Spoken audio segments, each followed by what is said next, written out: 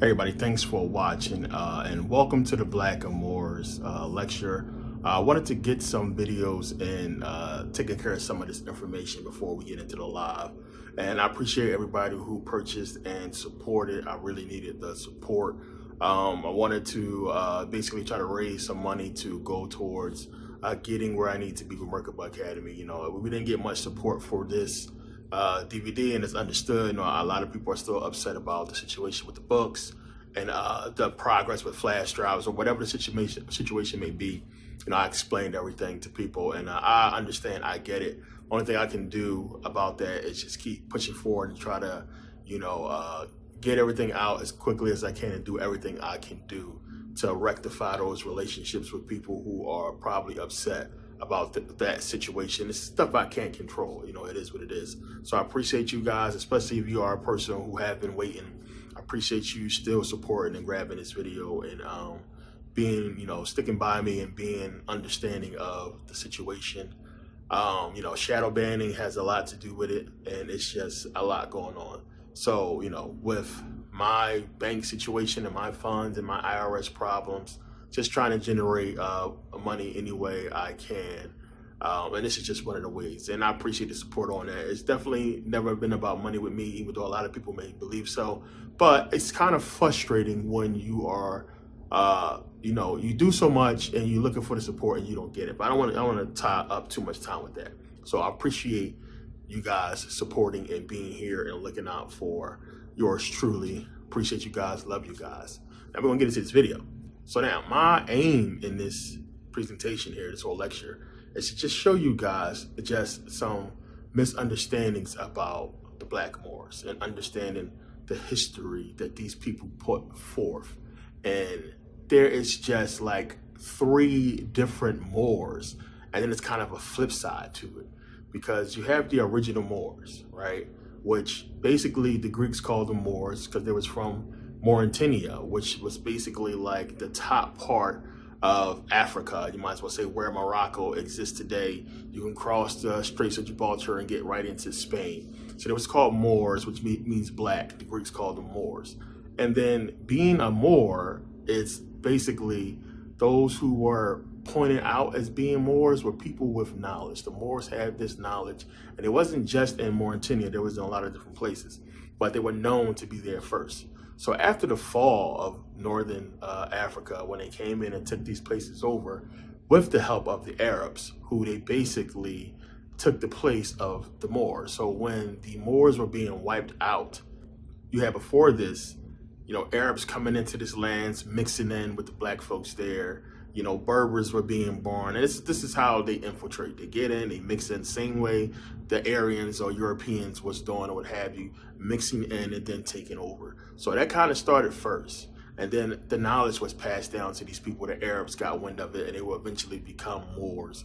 And then once they got in and infiltrated, there was, as I always say, Execute Order 66, where they basically went in and stabbed all the Moors in the back, wiped them out, and the Moors had to scatter and basically hide. And they ran over mostly to England and other places in Europe where they used their knowledge and their talents to do a lot of amazing things. So I want to get that out there. That's just the European, African part of it all. And we still have a rich history of Moors already being in the Americas. But understanding one, you hear the Moors out there today talking about a lot about how much they, you know, built America and they got stabbed in the back, all kinds of stuff like that. There is so much truth to it all. But these new Moors that are out now that are teaching are really confused about what they are. So when I say you have the basically three different Moors that kind of like a flip side, is you have the original Moors, the ones that was first existed, those Moors, right? Then you have the Moors that took over, which would be the Arab Moors, right? And then you have the Moors that fled into Europe, which they call the Blackamoors, right? So these are basically the 3 different Moors that stem from the original Moors. So basically, you know, the real Moors are gone. They don't exist anymore. Every Moor after that fall basically sold us out. They're basically sellouts. Now, of course, you will have Moors that's going to step up, and that's where the whole confusion comes into play. because you have Moors that are Moors that's going to step up and say, hey, I don't represent these guys, you know, I represent the people that hid. But they never revealed themselves again, you know, since then. And everybody who has revealed themselves as a Moor is a Shriner, or they jumping on Islam because they don't understand where it all comes from. You know, you understand? So the original Moors would just be African with knowledge. And they brought their knowledge from Kemet, you know, once Kemet fell. And the wars were going on, and these Moors went out there and they basically crowned themselves kings and built kingdoms and so on and so forth. And they were doing trade all over the world. So us already being established in the Americas is how, you know, they even knew about it in the first place. Remember, they thought you sell to the end of the earth, you fall off.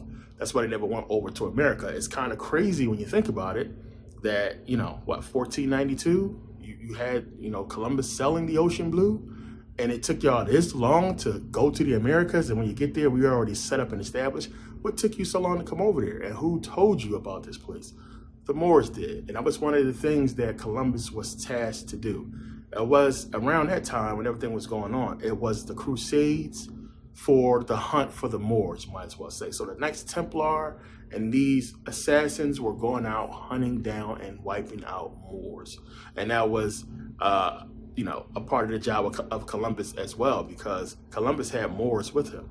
And they were going out and basically snitching on the Moors that they knew existed and hunting them down and killing them. You know, it's one of the things that happens. We always stab each other in the back and we sell our people out. It still happens to this day.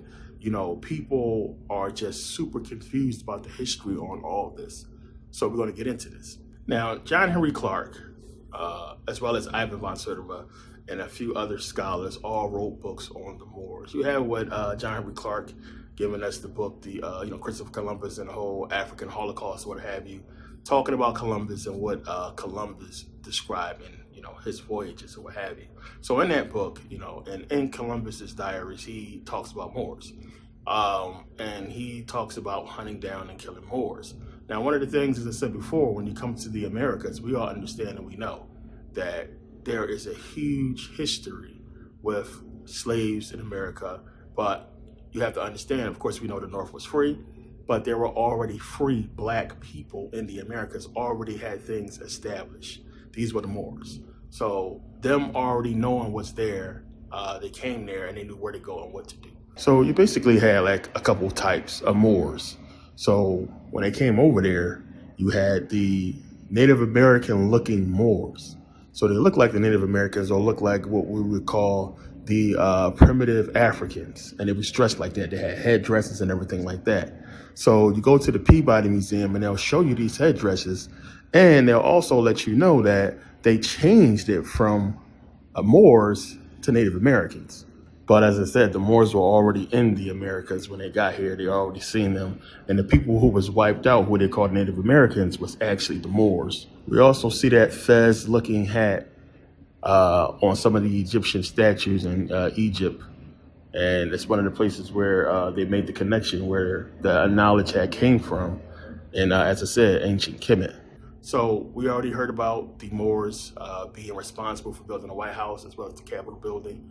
And they don't deny that, and America is already documented because it's been well documented. Of course, building of two prominent structures. They're just trying to hide it and say these people were slaves. You don't pay slaves, right?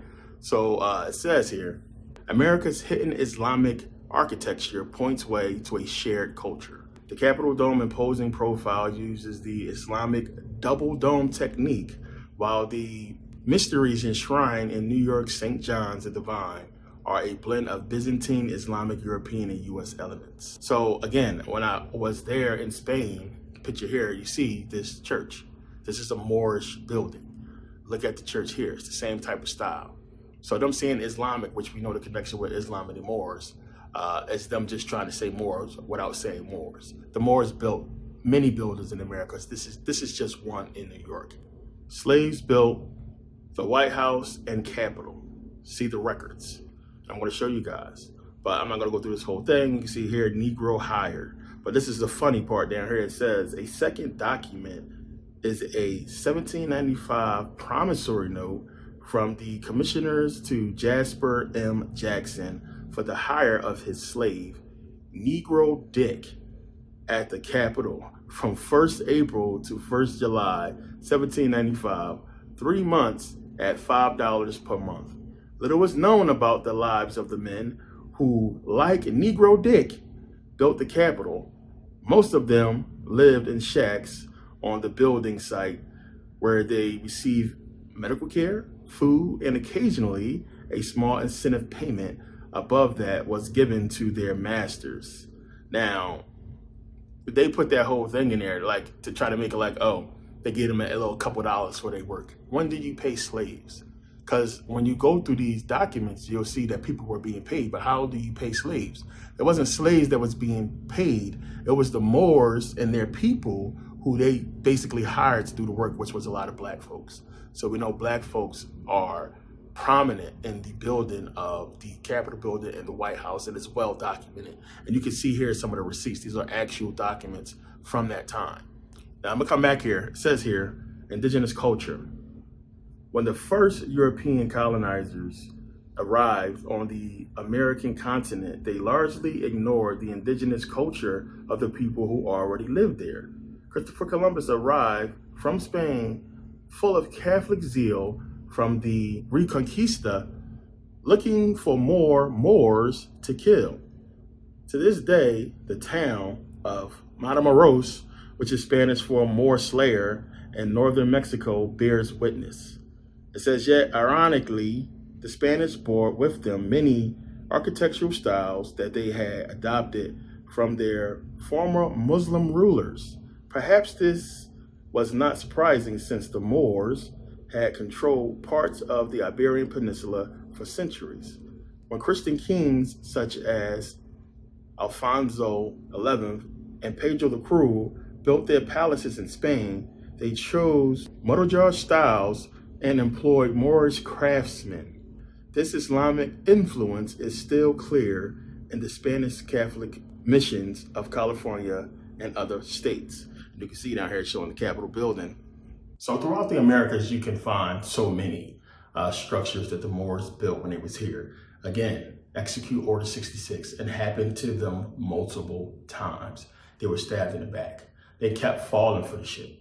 And it's crazy. So what happened to them in Africa, the Moors were sold out and got with these Arabs, and the Arabs stabbed them in the back. Then when they came over to Europe, they was doing amazing things in Europe and helping the people out. Which we'll get into that when we get into the live. And they were stabbed in the back. Then also when it came to the Americas, and this is the ones where they have the biggest gripe because they did so much in setting up the Americas and they got stabbed in the back. So now you have these Moors today who are trying to remedy everything and all that. We'll get into that, but they're basically sellouts when you understand. So you got to go back. You look in Europe, there is a rich history. And I'm gonna get into that in the live because one, a lot of these countries don't want to ignore the Moors. They are very thankful that the Moors were gullible and basically gave them the keys to the kingdom and built everything and set up everything for them. And then they just took over like they had the knowledge. These people didn't know shit. The Moors gave them everything that they needed, the keys to the kingdom, and they set up shop.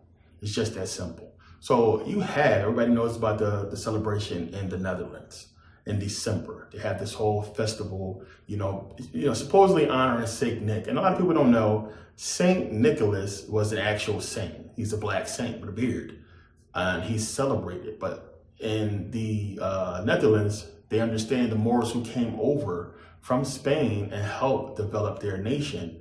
And that's what the celebration goes back to Saint Nick and goes back to the Moors. You can see them dressing in black face with fezzes, dressed just like the Blackamoors, just like the Moors.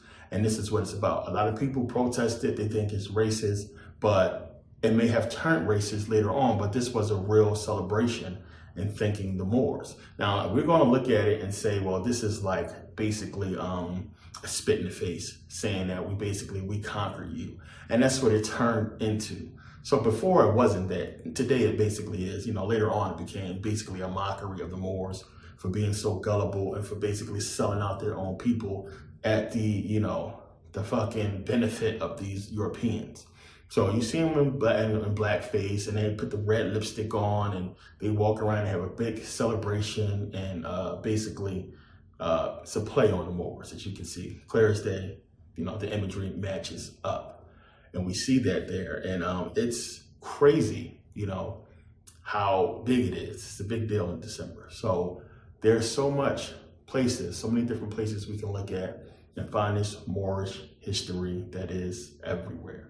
Also, Sir Francis Bacon said this before. Sir Francis Bacon also was known to travel with Moors, and he is one of the few people who spoke out on, you know, black people and understanding where black people came from. So we got to also understand that you have a black man, a Moor, that's also involved in editing the Bible.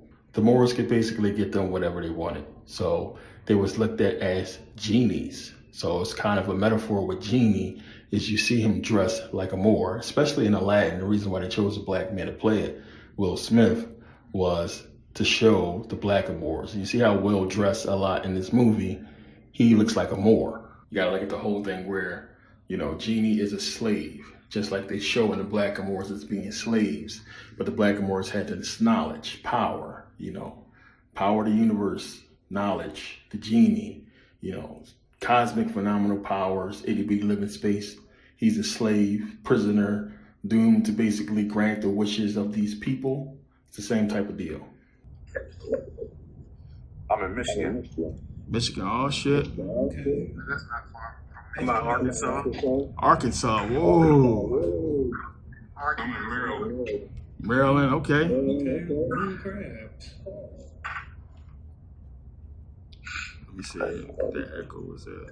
Let's see if I can find it.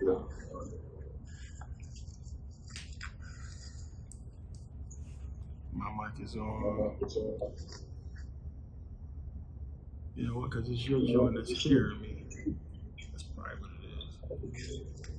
My volume is all the way down. Okay. Yeah, my mic is off. See, the icon's off. Yeah, so it should be hearing me. I got emails from a couple people that said they on their way. Yo, they better hit that link. They know I gotta get home. I gotta get settled.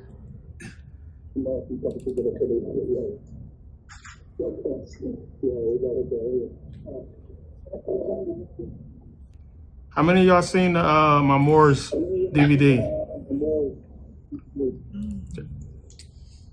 haven't watched it yet. All right, so I just sold my house. I'm just like doing everything now, trying to catch up to everything. Oh, okay. Definitely not for me. I saw it a while ago. Yeah, it was a while ago when I released it. A couple years ago, as a matter of fact. So it's supposed to be. All right. What's the deal, Don? We about to start. I can't wait too much longer for everybody. I sent that link out to a lot of people, so they can. What's going on, Uncle Merk? Izzy, what's the deal? How you feeling? I'm good. How you doing? Doing good. You know I'm gonna stay on you about that tour, you know that, right? Yeah, I know, man. I'm getting that tour together, man. I'm working on that. Hey, man, we waiting. I sure can't do it forever now. You know what I mean? Oh no. We're gonna definitely get that out the way. Let me see. Did you see a picture, bro? I just caught up to Saturn singing, man. Deep stuff. Real deep stuff. Yeah. Saturn Satan Final. Make sure y'all guys see that joint. That brings it all together. All right, let me make sure. Let me see if we can share this again. Yeah, I got my girl at the following a lot of that stuff now. Oh yeah. That's how it be, man. I get so many people that be like, man, my mom or my pop and my uncle's a Christian and all this, and a lot of people be trying to get their people out of that mindset. All right, let me see. Exactly, because I used to be a Hebrew Israelite, so just imagine. Okay, there it go. Photo. Can you guys see this photo? Yeah.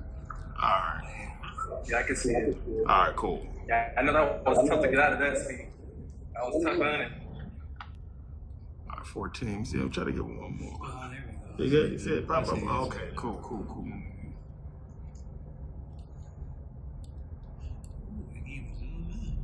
Yeah, you should be able to zoom in and all that. So it's gonna be photos popping up here and there as we get into this. So you guys should be able to see it on your phones or your devices. All right, yeah. So let's just start now. Everybody else, you know, they're gonna have to come in late.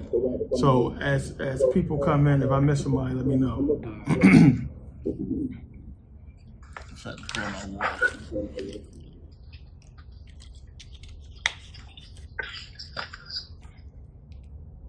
So if you guys saw the original Moors video, y'all gonna have a good understanding. So there's a lot of history to get into with the Blackamoors.